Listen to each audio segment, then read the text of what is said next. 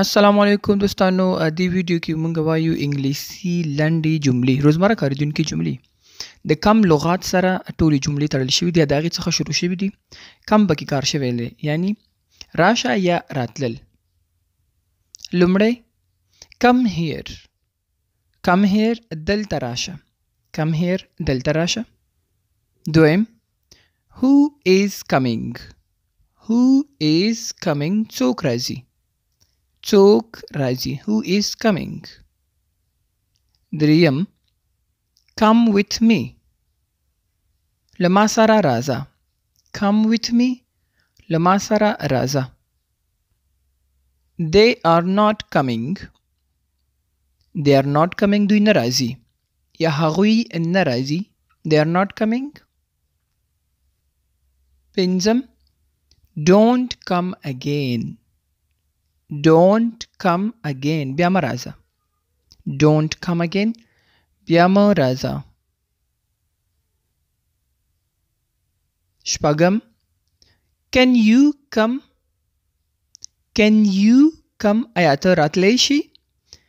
you come آیا ته راتلی شي یعنی ته کولی شي چې راشي can you come اووم come and see راشه او وګوره come and see راشه او وګوره اتم come on time په خپل وخت راشه زه ته سبا دا کار وکړه خو come on time په وخت باندې باید راشي نهم don't come late ناوخته مه راځه come on time او don't come late دواړه تقریبا معنا یو شی ځکه چې ته ورته وایې چې په وخت راشه او یا ناوخته مه راځه مقصد د هماغه دی چې په وخت یې راغواړي نهم don't come late ناوخته مه راځه یا ناوخته را نشي لسم come inside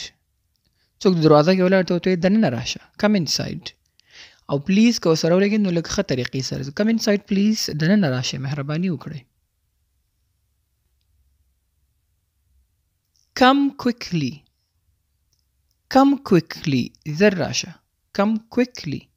زر راشه quickly یعنی عجله کې راشه زر راشه تادی کې راشه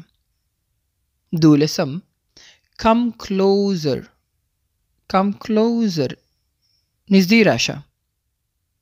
خواته می راشه come closer نږدې راشه کله چاته خبره کوي دی خو لږ خبر درته وکړم come closer خبر واوره دیارلسم come back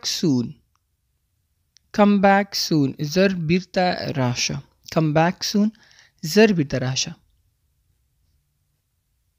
څوارلسم come to work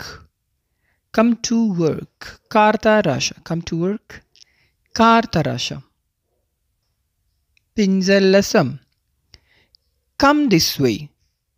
come this way دې خوا راشه ته په کومه لاره روان یې ته هغې ته وایي come this way په دې خوا باندې راځه یا په دې خوا راشه come this way په دې لاره راشه یا دې خوا راشه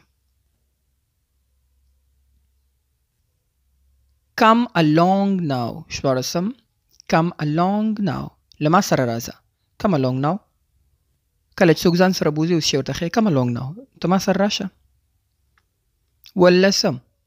come right away سمدلاسه راشه یا سمدلاسه راځه come right away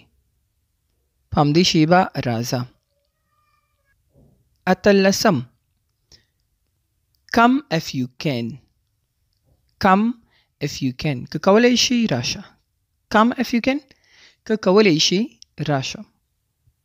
که ممکنه درته وي که possible درته وي یعنی راشه نولسم come next day بله ورځ راشه او last ون اخیری شلم come over here دلته راشه come over here مطلب دی خوا راشه دلته راشه come over here